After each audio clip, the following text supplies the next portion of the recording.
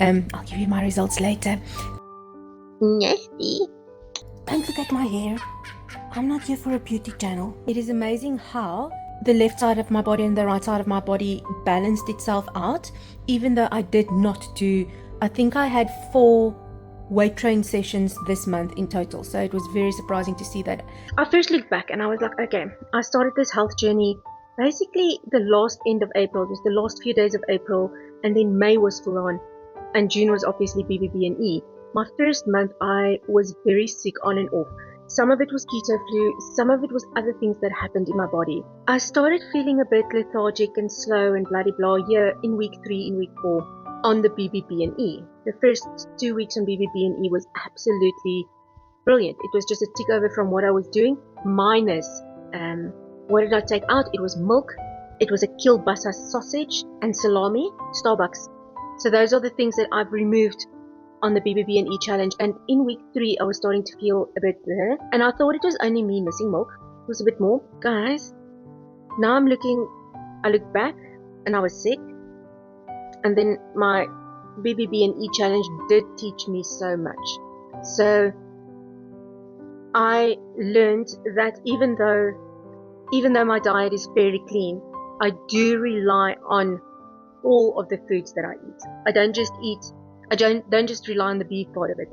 I do use the cappuccinos for self-soothing. I was really feeling very unloved.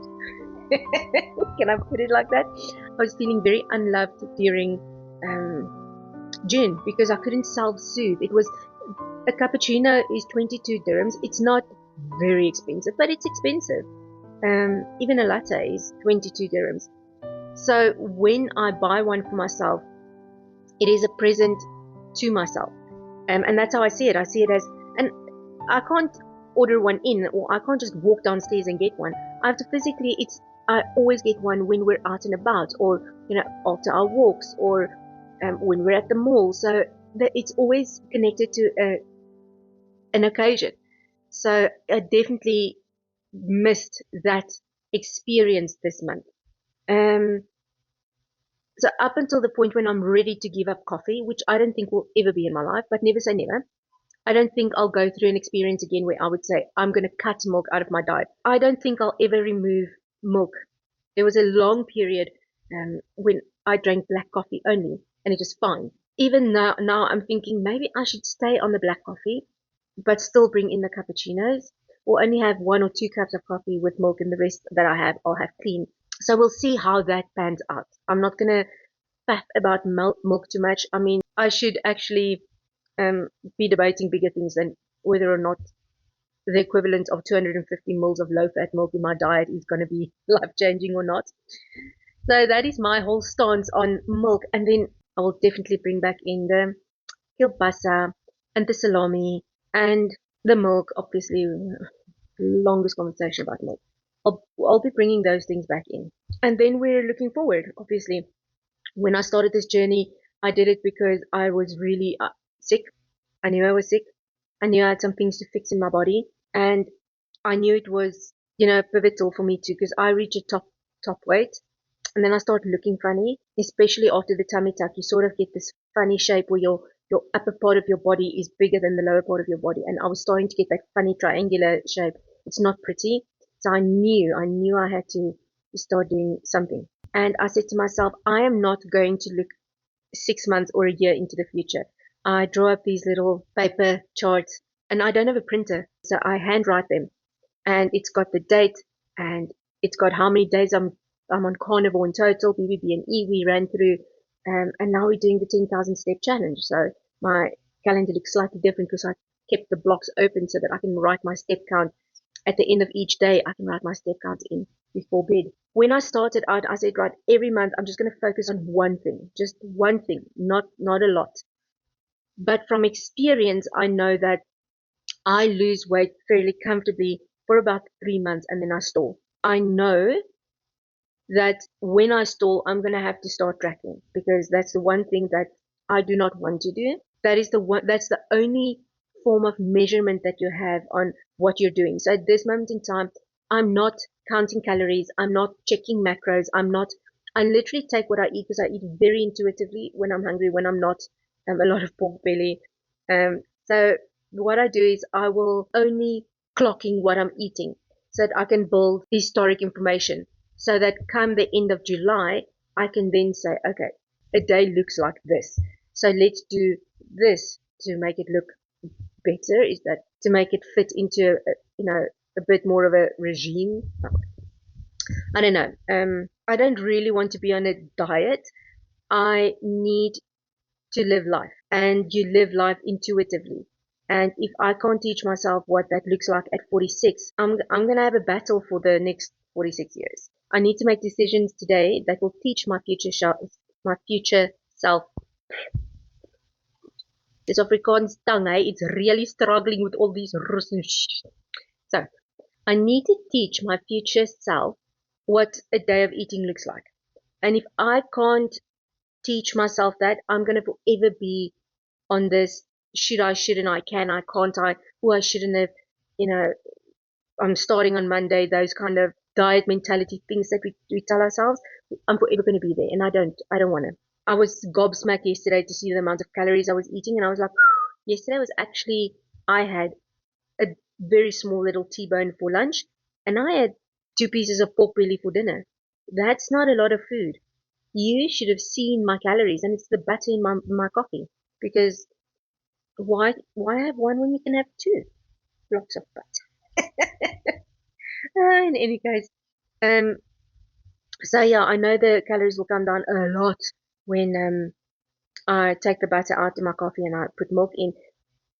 But I still lost centimeters, guys. It was very surprising for me to see, even though my fat was so high and my calories was obviously high, judging by what it looked like yesterday. But yeah, that is me and my little ramblings on the past 30 days on the BBB&E. Finishing today, if someone ever asks me again, Chanel, will you do BBB&E? I will say to them, as long as I can have milk. Because as long as I can have milk, and even if I have to swap to whole milk, no full cream milk, then so be it. But as long as I can have milk, then I'll do a BBB&E again. Because I don't think putting myself, my mindset, through what it's been through because of milk. It's just ridiculous. Now I know they say that if you can't live without something, it's an addiction. And again, so be it. I'm 2 months in. I literally went from eating Cheesecake Factory, KFC, all the things.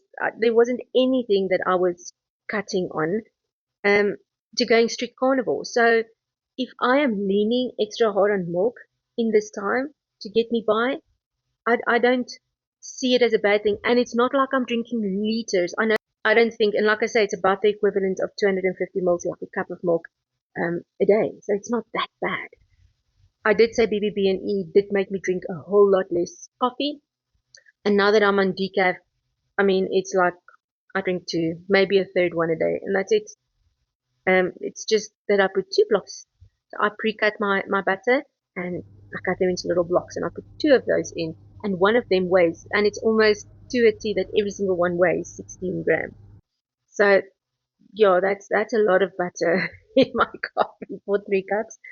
Yeah, that's just what it is. I did enjoy BBB&E. Again, I do enjoy Carnival for the simplicity, for the food noise. It just calms the food noise. All my cravings is gone. Looking back, I definitely learned something about myself.